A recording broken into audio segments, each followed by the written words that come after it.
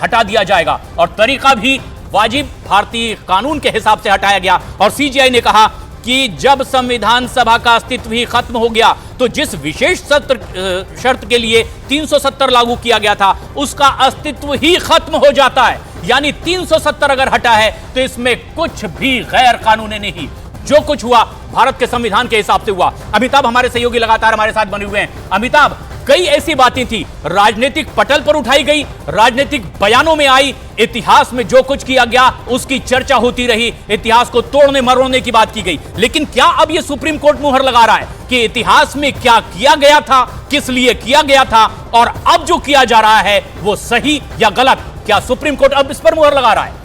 देखिए, मुख्य न्यायाधीश ने सीधे सीधे कह दिया अपने फैसले में कि ये जो इतिहास गवाह है पिछले 70 सालों का, कि जो कॉन्स्टिट्यूशनल इंटीग्रेशन, संवैधानिक रूप से जम्मू कश्मीर को भारत में मुख्य धारा में लाने का, भारत में एकजुट करने का जो मंशा थी, जो प्रक्रिया थी, वो पूरी नहीं की जा रही थी। 70 साल के संवैधानिक प्रक्रिया जो भारत में चली है उसको एक बार में लागू करने की बात थी, लेकिन 70 साल से जब हम अपने संवैधानिक प्रक्रिया को लागू नहीं कर पा रहे हैं और कॉन्स्टिट्यूशनल इंटीग्रेशन नहीं हो पा रहा है, संवैधानिक रूप से जम्मू कश्मीर को हम भारत में का एक अंग नहीं बना पा रहे हैं, तो फिर